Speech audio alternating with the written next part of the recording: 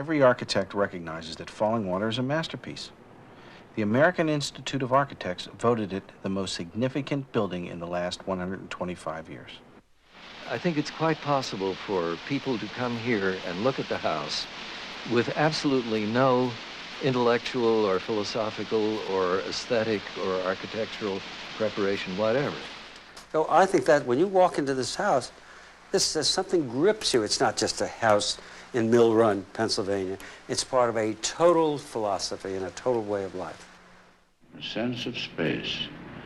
Nothing is more important, and that is the sense of the new architecture, the space within. That's the new thought that we call organic architecture, and to which I have devoted my life.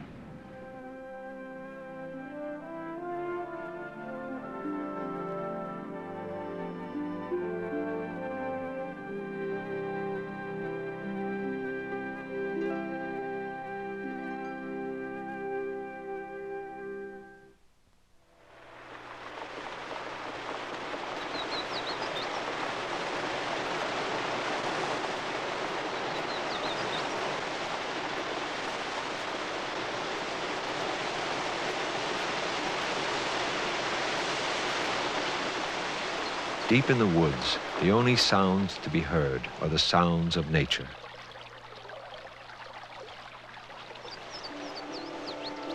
But here, in the Laurel Highlands of western Pennsylvania, among the wild flowers and rhododendron, stands a work of art.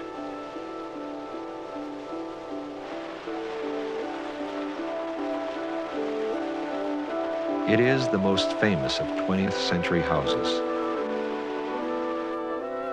It has been called the best-known private house built for someone not of royal blood in the history of the world.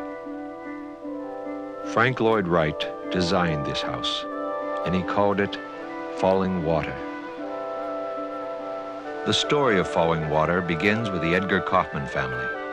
Lillian and E.J. Kaufman owned a department store in Pittsburgh, Pennsylvania. In 1934, their son, Edgar Jr., returned home from studying art in Europe. A friend recommended that he read Frank Lloyd Wright's autobiography. He became so impressed with Wright's philosophy that he went west to study with him, joining a select group of apprentices in Spring Green, Wisconsin. He introduced his parents to Frank Lloyd Wright at the very time they were thinking of building a new weekend retreat in the mountain woods they loved. Edgar Kaufman Jr. remembers those times. When my parents invited Wright to visit the property with the idea that he might design a house for them, they took him around the property and explained why the existing house was insufficient and no longer very happily located. And they also took him down to the waterfalls here and explained that a lot of the family's time, and of course their guests' time as a result too, was spent basking on the flat rock at the base of the falls, walking in under the falls, getting a massage, sliding down into the pothole, and having fun.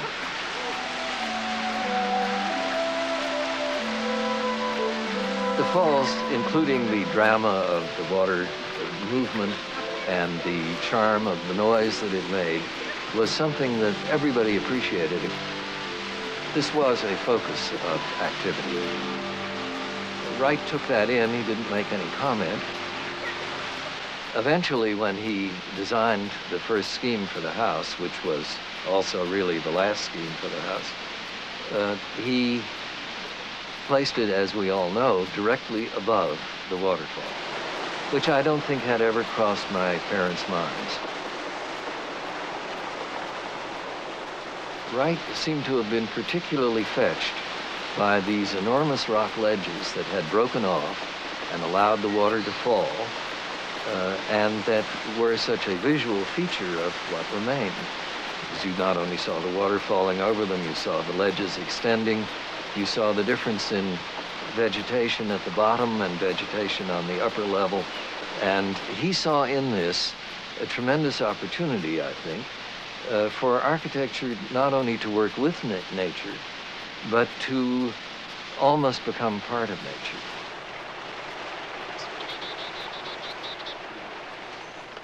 The leak that we were talking about was occurring in this area. The wall that we talked about, that it was coming through, is in here, and this is what I think we have to explain. Louis Astorino, when he first saw it as an architectural student, was inspired by falling water. Now, his architectural firm has been commissioned to make the first precise drawings of the house. Wright's plans existed, of course, but until these drawings, there were no accurate measurements of exactly how the finished house matched his plans. Great. Thank you. Thanks. The genius of falling water, from my point of view, is its siting. If you see the site, it's in a lovely wooded area with a stream through it and a waterfall. The natural tendency that any ordinary architect would do would be to site the house looking at the waterfall. And in fact, I think probably Mr. Kaufman Sr. felt that that was the logical place to put the house himself. But that wasn't a good enough solution for Wright, because he felt that any solution had to do two things. Not only did it have to look good, serve an aesthetic function, but it also had to work well. By siting the house on the southern slope, it now worked because every room could receive sunlight. It also put the house on top of the waterfall. And what a unique way to view a waterfall.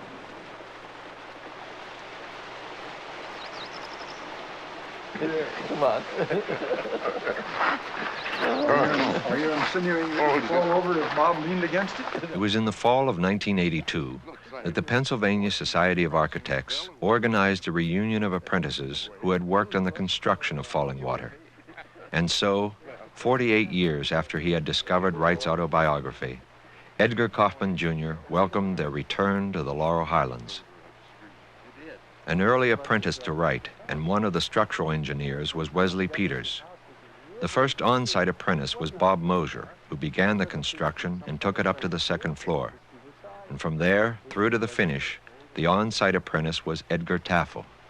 Mr. Wright, whom we shall always refer to as Mr. Wright, which is Frank Lloyd Wright, out of deference and honor, had come here to this very site.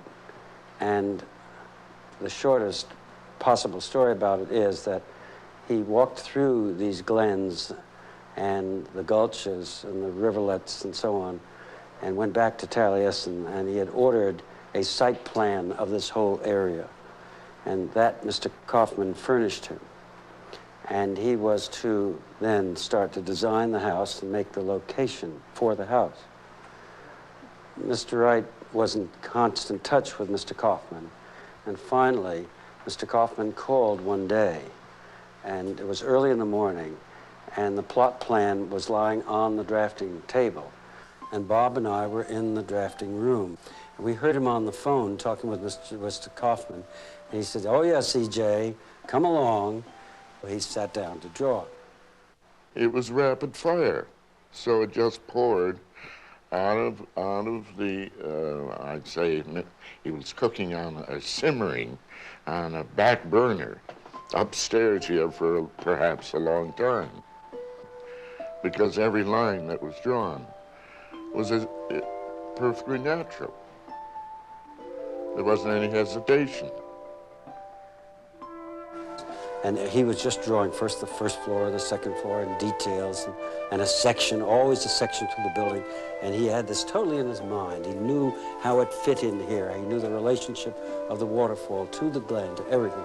And he got then the third floor, and then he did one elevation. And what I've told you lasted about 3 hours. It's about 130 miles from Milwaukee. And suddenly, then at the end, he drew big lines at the bottom. His titles were always big. Falling Water, a house for Mr. and Mrs. E.J. Kaufman, Mill Run, Pennsylvania, Frank Lloyd Wright, architect. And, of course, I may be romanticizing it in retrospect, but nevertheless, at that moment, Mr. Wright's secretary came in and said, "Mr. Wright, E.J. Kaufman is here, Mr. Kaufman is here." And Kaufman came toward the drafting table, and Mr. Wright got up and lifted up his hand and said, "E.J., we've been waiting for you." You had the combination of a great owner, a great client, who was appreciative and cooperative with the architect, and a great architect who was appreciative and cooperative of the owner's direction, and at the same time involved on a unparalleled natural site. When he designed Falling Water, Frank Lloyd Wright was almost 70 years old. He had already lived several lives as an architect. He was still being discovered for his brilliance and then rejected for his maverick ways and wild ideas. Now, in the 1930s, he was out of fashion. He had built little for the better part of a decade. Once called America's single most important architect, he was reduced to the rebel with no worthy cause. Back in the late 1920s, he had established a unique school of architecture, a place where apprentices could study and learn his philosophy firsthand. He built the school and his home on the brow of a hill and took its name from his Welsh heritage, Taliesin, shining brow. There in Wisconsin and at Taliesin West in Arizona, Frank Lloyd Wright taught the principles of his practice and inspired belief in his new architecture. Now, almost 70, he was ready to begin again. Ahead of him lay 20 years of productive creativity, and in that lifetime, he would introduce many more revolutionary ideas, like the Marin County Center in California, the Beth Shalom Synagogue near Philadelphia, and the Guggenheim Museum in New York City. Every great building has a great idea behind it. And if you are studying architecture, you will remember and get the symbols of these buildings, the Parthenon, the cathedral at Chartres. And that photograph of falling water keeps coming up. The idea here is a wedding between various ideas, various emotions, various materials, and a piece of difficult and wonderful landscape. It's tied into the rock on this side. It opens up on the other side.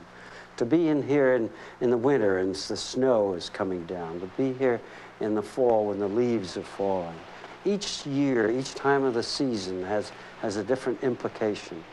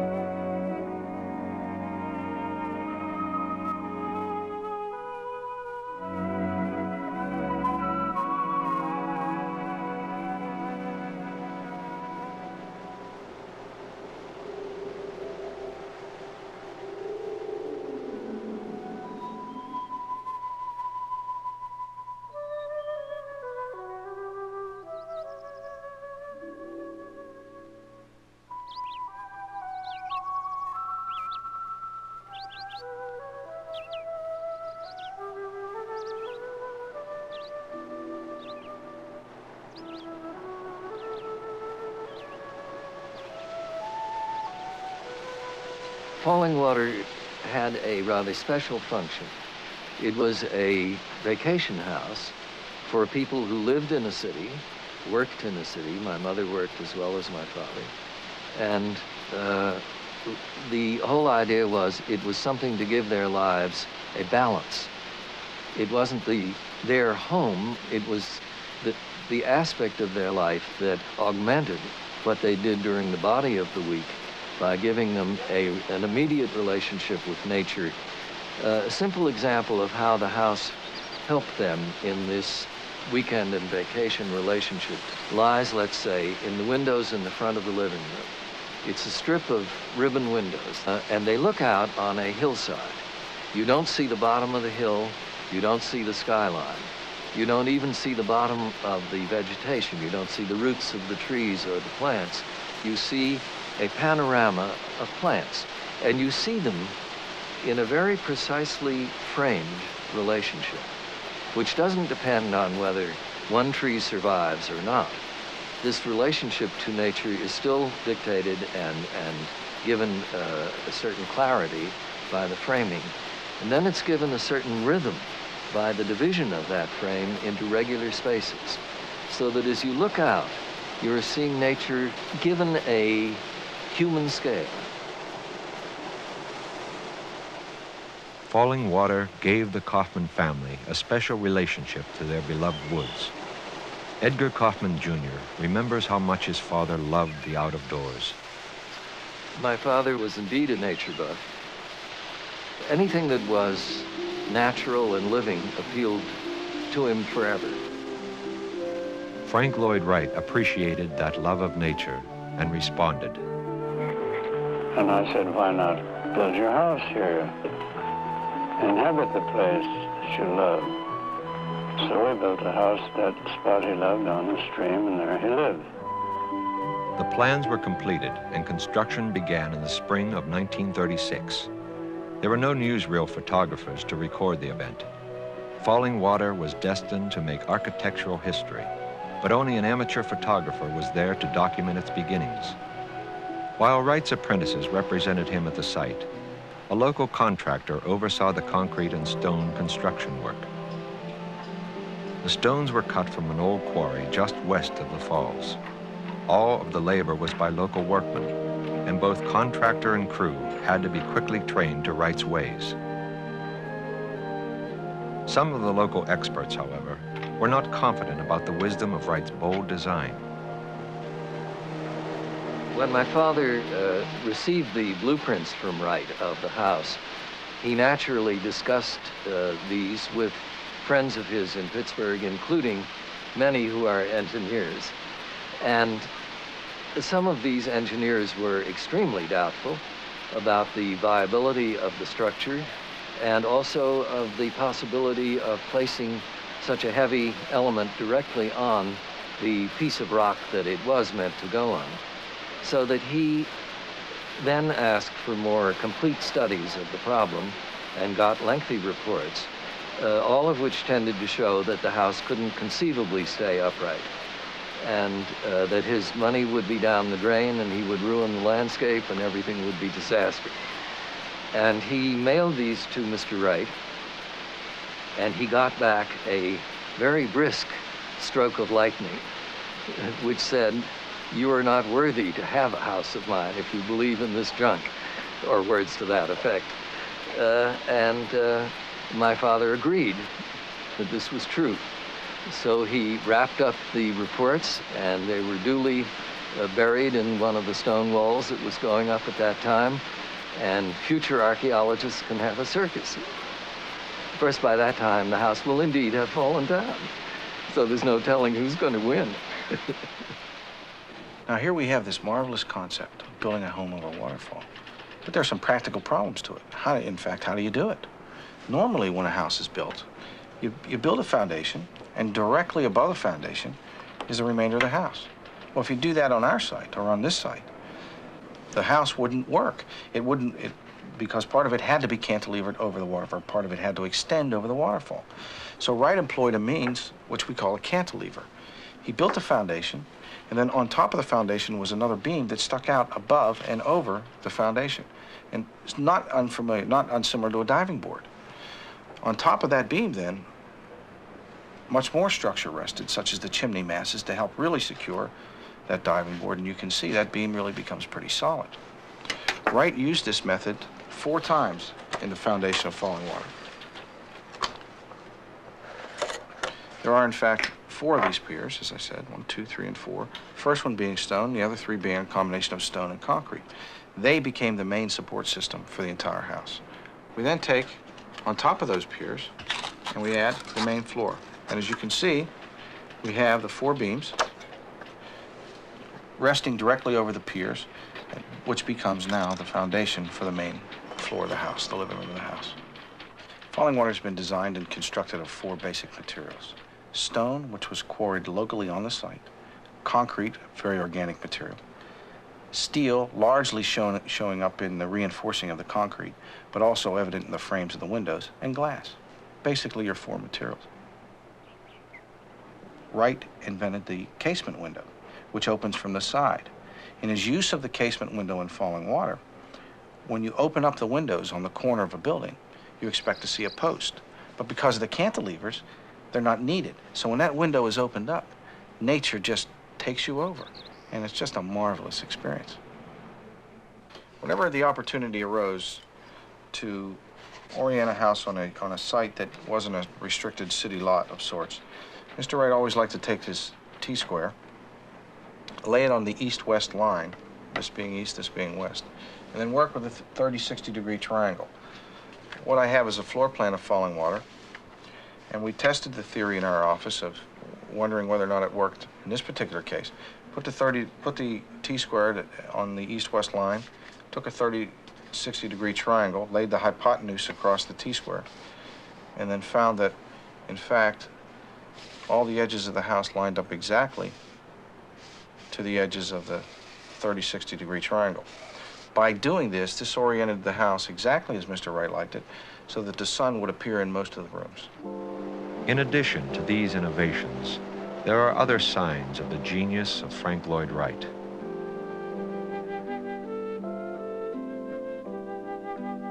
The house itself is anchored to a boulder, one of the very boulders on which E.J. Kaufman would lie in the sun and listen to the falls. Wright made that boulder the hearth and heart of Falling Water. Frank Lloyd Wright designed all of the furniture to echo the house. Sofas cantilever from the walls, and the low seats and tables have edges that extend like balconies.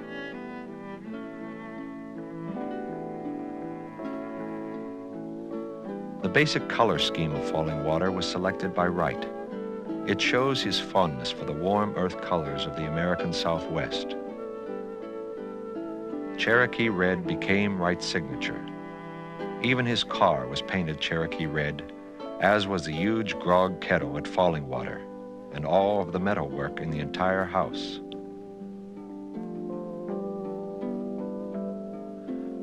The stone walls of Falling Water are laid up to match the strata of natural stone from the surrounding area.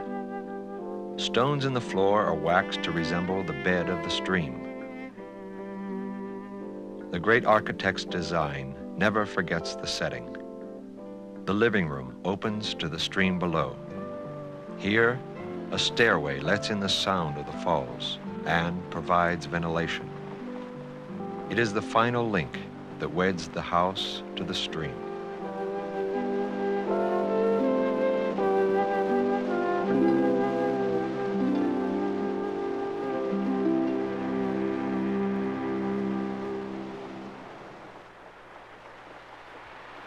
What influenced your father to go to Mr. Wright? Just Me. You? That's only was the initial influence. Then they really clicked, and then In I didn't have any role to play 1963, after that. Edgar Kaufman Jr. gave his family home in the surrounding woods to the Western Pennsylvania Conservancy. Some of them were It was to become a public trust. and some of them belonged to a friend of ours. Since then, over 1.5 million people have visited the site. Some have a particular interest in architecture, but most are just curious to see the house on the waterfall. Don't you ever get the urge to come back and just Here I try am. and... I understand. I mean, just take a summer vacation here. You can't take a summer vacation with people like you around. Falling Water changed the way the world thought of Frank Lloyd Wright. He was once a figure from the past. Now again, he was the innovator. Falling Water also changed the life of Edgar Kaufman Jr. The house was acclaimed from the very beginning, and the Museum of Modern Art mounted a special exhibit in 1938. Afterwards, Kaufman joined the museum staff and went on to teach architectural history at Columbia University. He hasn't lived in the house on the waterfall for over 20 years, but he continues to visit because it is a place full of memories. Of the waterfall before the house, and now of the house forever atop the waterfall. Memories of early morning dips in the stream, of quiet times and happy times, memories of his family, and of a 70-year-old architect with the very newest of ideas, who once designed a special house that would reveal its beauty from every perspective and in every detail. He remembers how in this house the sun came into his room each morning. Falling water, the house that was his, the house that he gave to the future. Today, Falling Water lives among the trees, open to the air and sky in perfect harmony with nature. The house on the waterfall that Frank Lloyd Wright designed to be a home in the deep forest. Falling Water shines like a lantern in the dark wood, the generous legacy of a great architect. Architecture is essentially human. It is the human spirit manifesting itself, because when a man builds, there you've got him. You can't hide. You know what, who, and how that man is.